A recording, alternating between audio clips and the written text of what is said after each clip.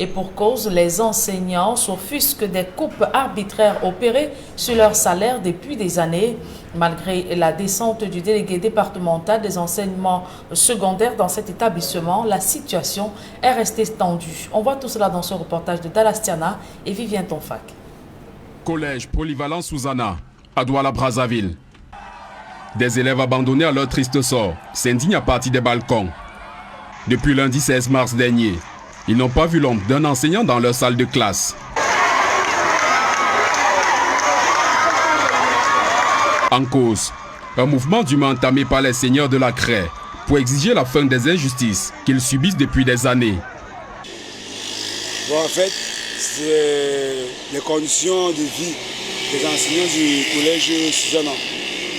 Bon, en fait, les enseignants ont effectué un certain nombre d'heures. Les enseignants ont effectué un certain nombre d'heures et maintenant, à la fin du mois, lorsqu'ils partent donc pour toucher l'argent, le côté horaire qui était prévu, qui devait prendre, mais on s'est rendu compte que ce n'est pas ça qui est affiché.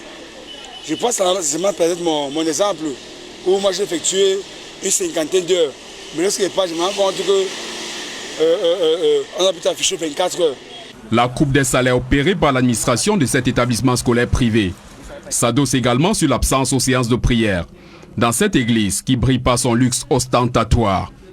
Donc quand tu ne viens pas à l'église, on te coupe le salaire parce que tu n'étais pas à l'église. Donc c'était ça le problème. Donc on te conditionne avec l'église. Tant que tu n'es pas à l'église, le salaire n'est pas donné. Et parfois encore, c'est une fondation. Ainsi, à la fin de certains mois, des enseignants pouvaient se retrouver avec 0 francs de salaire. Rendu sur le terrain, l'équipe d'Equinox Télévision a subi toutes sortes de menaces, notamment de ces 2 personnes, présentées comme des cadres de l'établissement scolaire. Jouant au téléphone, le principal n'a pas lui aussi souhaité parler de la situation tendue qui prévaut au sein de l'établissement scolaire qu'il dirige. Vos collaborateurs n'ont pas permis qu'on vous rencontre. Allô? Allô, monsieur le principal? À la délégation départementale du ministère des enseignements secondaires pour le Vouri, les responsables sont plutôt ahuris par les méthodes managériales qui violent les textes de la République, notamment le principe de laïcité auquel est astreint cet établissement scolaire. Au cours d'une réunion de crise, présidée par Moukala Fils, délégué départemental du MINSEC pour le Vouri, les responsables de cet établissement scolaire ont confessé leurs égarements. Toutefois, ils ont été sommés de revenir à la raison pour sauver l'avenir des centaines d'élèves inquiets à l'approche des examens de fin d'année. Depuis 3 jours, je ne fais pas cours parce qu'on n'a pas payé nos enseignants du CPS, du collège polyvalent Susanna. Et en plus, je suis en salle d'examen. Je souhaite qu'on verse là à nos enseignants. On les paye pour qu'ils nous donnent et nous enseignent. Si on n'a pas cours, on pourrait bien perdre nos examens l'année-ci. Donc, on voulait bien vraiment avoir, on voulait vraiment que les enseignants, qu'on paye nos problèmes pour qu'ils viennent nous donner cours, parce que sans eux, on ne peut pas vraiment avancer. Parmi les résolutions prises, il y a le paiement de l'intégralité du salaire des enseignants, la restitution des sommes prélevées dans le cadre de la mutuelle du personnel qui a ensuite disparu. Une mission de la délégation départementale du MINSEC pour le Vouri devrait effectuer une nouvelle descente au sein de ce collège pour se rendre compte de l'application effective des résolutions prises. Affaire à suivre. Et toujours en éducation, le proviseur du lycée technique de Babonnet jette des élèves hors du campus scolaire. Elle reproche à ses apprenants d'utiliser des gels hydroalcooliques non pharmaceutiques dans la prévention contre le coronavirus dans le département du Honkam et ce, en violation des restrictions arrêtées par le gouvernement. D'autres précisions dans ce reportage d'Inosa Bégar, Andy Gagnou et Jean Pouchouyant. Des élèves de classe terminale errant comme des âmes en peine dans la rue, aux heures de cours. Loin d'être en flagrant délit de pratique d'école buissonnière, ils viennent d'être expulsés de l'enceinte du lycée technique de Babonnet, un établissement scolaire du département du Honkam. Nous sommes en rue ce matin puisque nous ont chassés pour problème du gel alcoolique puis ce cache-nez. Bon, il est vrai que nombreux d'entre nous sont en route puisqu'on n'était pas au courant de cela. Raison pour laquelle presque tout le lycée est dehors. Madame le proviseur leur reproche de ne pas utiliser des gels hydroalcooliques sortis tout droit de la pharmacie dans le cadre de la prévention contre la Covid-19 qui sévit dans le département. On nous oblige à acheter ce qui sort là-bas. Voilà pas. Voilà encore l'autre. On a juste d'abord ce cela, je pense là, on refuse. Maintenant on nous confine, on reste à la maison, parce que je ne sais pas pourquoi on nous tourne comme ça. Il y a des kits pour laver les mains, des savons et tout ça, et vraiment cela est respecté. Mais c'est au niveau des gels que nous demandent maintenant d'acheter, que nous n'en avons pas. On se lève un coup comme ça, on nous demande de l'acheter et on n'en a pas. La mesure sortie de nulle part choque les concernés et leurs familles. Aîné d'un de ses élèves, ce conducteur de moto est dans tous ses états pour cette décision qui pénalise tous ses élèves par ces temps de conjoncture difficiles. Elle pense que l'argent est facile. On vient avec elle dit que ce n'est pas ça. Elle veut quoi alors? C'est tout le monde qui a l'argent pour aller. Ceux qui peuvent fabriquer, eux fabriquent bien avec, elle dit que c'est l'eau comment. Il y a payé la moto 500 aujourd'hui comme ça pour partir à l'école, aller, retour. Pour chercher 2 gels là, on me dit que c'est pas valide. Ne figurant nulle part sur la batterie des mesures barrières réactivées par le gouvernement pour contenir la nouvelle vague de contamination au coronavirus au Cameroun, nous fonçons au lycée technique de Babonnet. À peine nous nous présentons au provisorat, Dame Onomolep Sylvie Isabelle, qui visiblement nous attendait de pied ferme, sort de ses gonds pour nous dire comment et où notre travail aurait dû commencer. Vous devez d'abord commencer ici, par un reportage sur Babonnet, sans mon avis. C'est ça que je dis. Quel Babonnet? Lycée technique de Babonnet. Nous voici au lycée. Vous avez commencé, je dis que passer même une image. Je laisse faire aussi ce que je peux faire. C'est ça que je dis. Ne voulant rien entendre sur notre démarche professionnelle, la patronne des lieux nous envoie balader très loin de son lycée. Je suis comme ça à la source pour demander ce qui ne va pas. Vous avez commencé depuis. Et vous prenez d'abord la vie avant de faire. Quel reportage de Babonnet? C'est ça que je dis. Refouler des lieux comme des malpropres. Direction la délégation départementale des enseignements secondaires. Ici, monsieur le délégué sursaute de son siège. Sur cette instruction de Madame Onomolep, a imposé les gels pharmaceutiques aux élèves du lycée technique de Babonnet. Il n'y a aucune mesure, n'est-ce pas, qui interdit, qui prescrit l'utilisation des gels dans les salles de classe. La mesure que Madame le ministre avait prescrit, c'était qu'il devait avoir des gels dans les salles des professeurs et dans les bureaux. Mais au niveau des élèves, c'est le lavage systématique des mains avant l'entrée dans les salles de classe, le port systématique des masques. Pour quel petit calcul aux intérêts cachés, Madame le proviseur impose ses gels préférés aux élèves du lycée technique de Babonnet. Seule une intervention du ministre Pauline Alo-Valionga permettra de voir clair sur cette affaire. Mais entre-temps, des élèves des classes d'examen sont dans la rue en plein deuxième trimestre pour une histoire sans tête ni queue. L'histoire défraie la chronique à Tchang, dans la région de l'Ouest Cameroun. Un homme frappe à coups de machette ses enfants à tel point que l'un d'entre eux a succombé à ses blessures. Il les accuse d'avoir consommé des fruits sans son autorisation. Le récit des faits, c'est dans ce reportage de Leclerc Saken. Ici repose le petit Fonke Wilson. Il était élève en première année au lycée technique de Tchang. Il a subi les foudres de son papa qui, à coups de machette, l'a battu à mort et blessé grièvement 2 autres enfants qui n'ont eu la vie sauve que grâce à l'intervention médicale. Les faits remontent à la nuit du dimanche 14 mars dernier. Nous sommes à Meka, un village du groupement Fureke Tchang. Monsieur Tapanjou retourne chez lui au cœur de la nuit et fait un constat. Mon mari est rentré à 1h du matin. Il est parti regarder son piège de souris. Arrivé là où il y avait son piège de souris était posé, il a constaté qu'il y avait le pot de banane là-bas. Il m'a demandé celui qui a mis ses pots de banane. J'ai dit que je ne savais pas celui qui a mis ses pots de banane. Il a alors dit, dans ce cas, il va réveiller tous les enfants, comme ça les enfants vont lui dire celui qui a mis ses pots de banane. J'ai dit, il faut attendre le matin. Il m'a dit non, il ne peut pas attendre le matin. Il a alors allé réveiller tous les enfants. Il a demandé aux enfants, les enfants ont dit qu'ils ne connaissent pas celui qui a mis.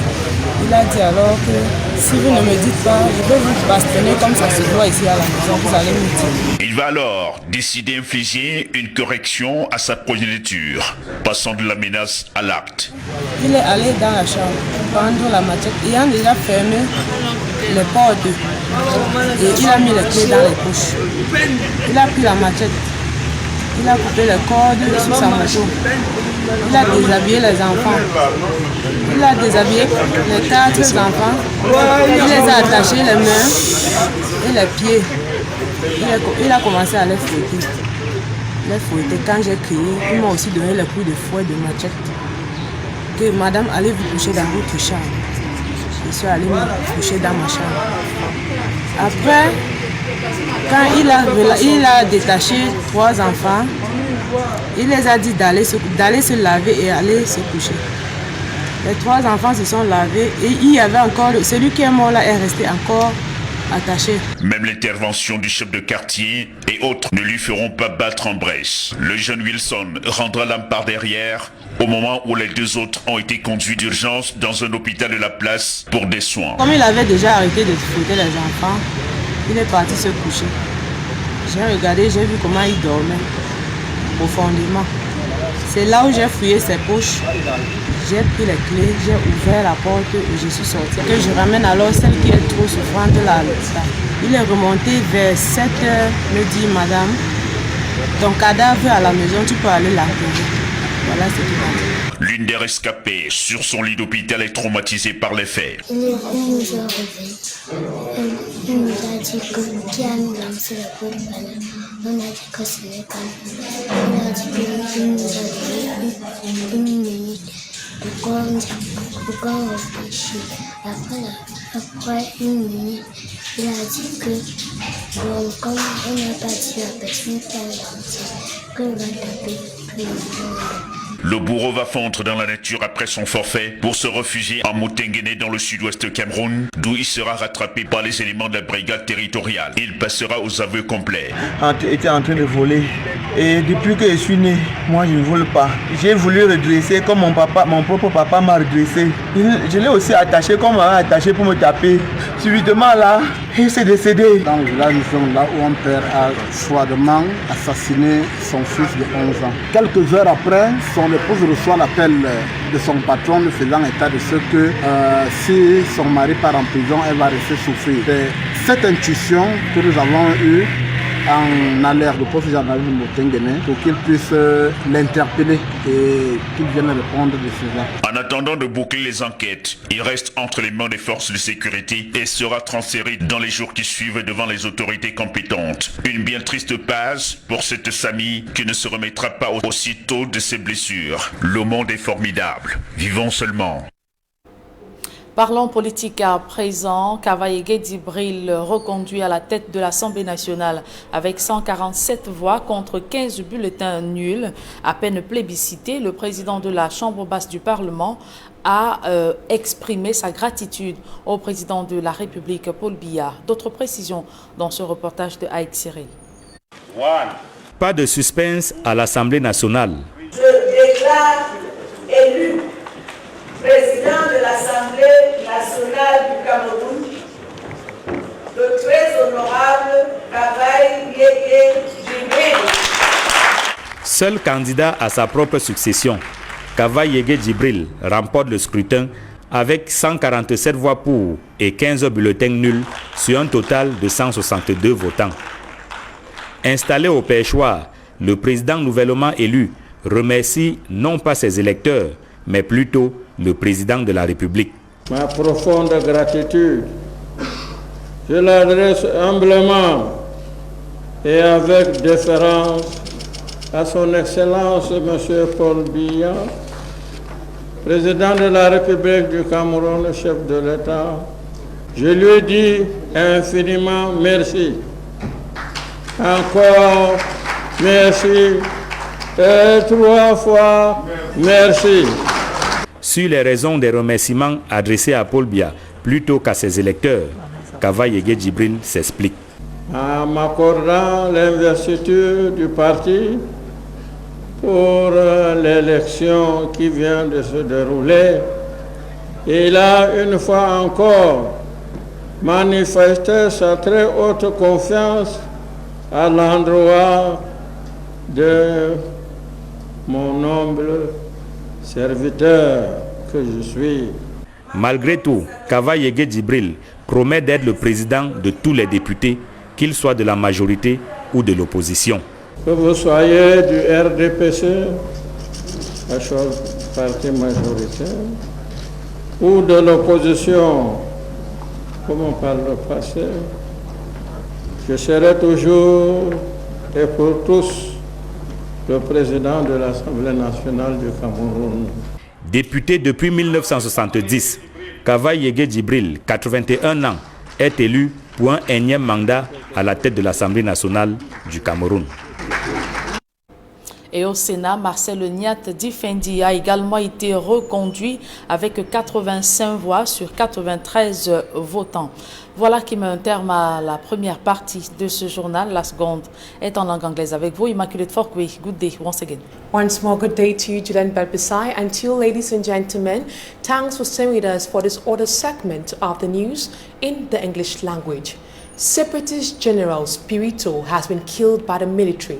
His corpse and that of his second in command were airlifted to Kumba yesterday afternoon by the Defense and Security Forces.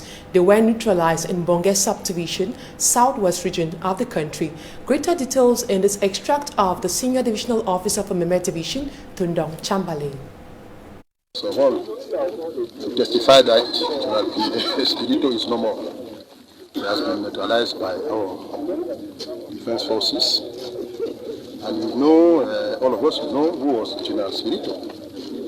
A very big criminal operating in Baifue, Boabakundu, Baipanya, all those areas. Even Bole, time to time, was the one coordinating those activities there. Many people have been killed by these criminals and these boys. He went to Kolokiti site where he has planned many attacks in Bobongo, Lekora, and some other places. There, you know it very well. We lost some of our enemies. But today, due to the bravery of our forces of law, he has been neutralized. Let me continue to highlight here that the amber fighters, they are not having other wirewood. Only wirewood is to surrender and to join it.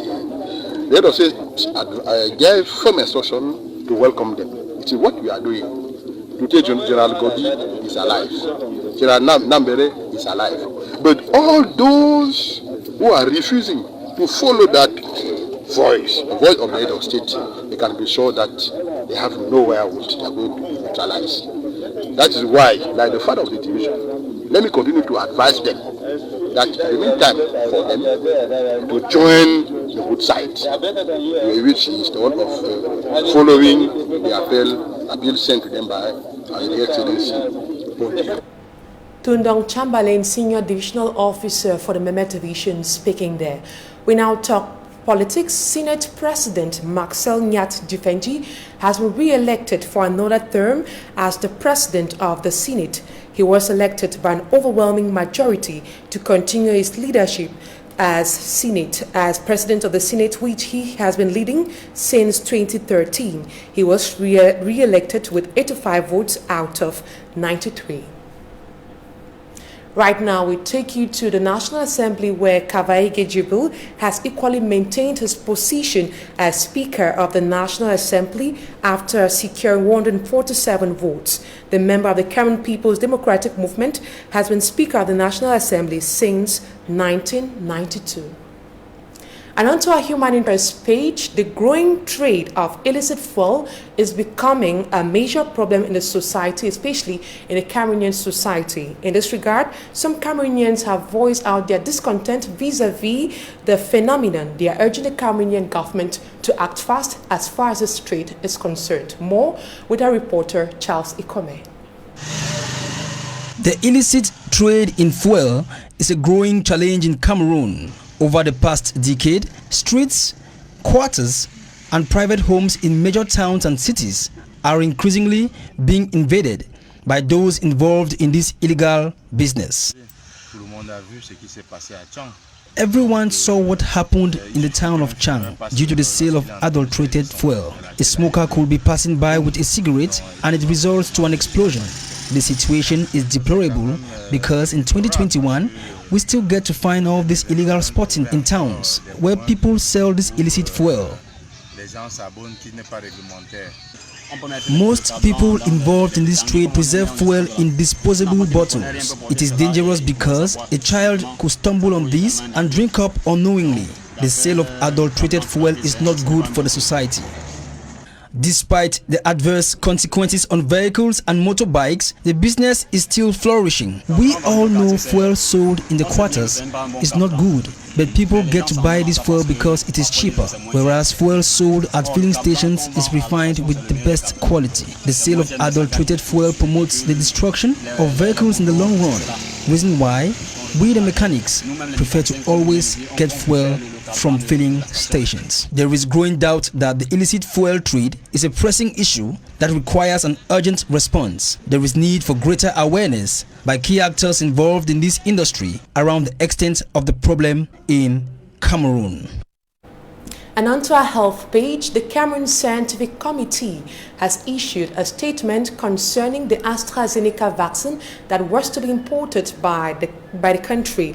Reported health complications experienced by those who administered the vaccine in other countries forced the government to halt the importation of this vaccine. Right now, take a listen to Dr. Ndifo Peter Louis. He is the Deputy Secretary General of the Cameroon Medical Council, in this excerpt.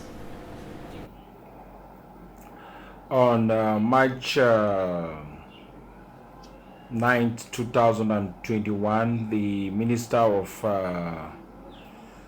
Public Health signed a communique making public the fact that the Cameroon government had actually subscribed to the COVAX facility.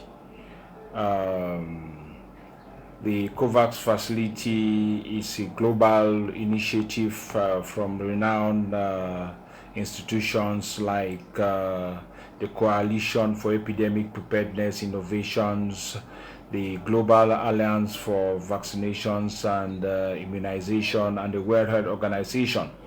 The objective of this project is to be able to accelerate the development, production and equitable access of testing materials for COVID treatment and provision of vaccines to all countries.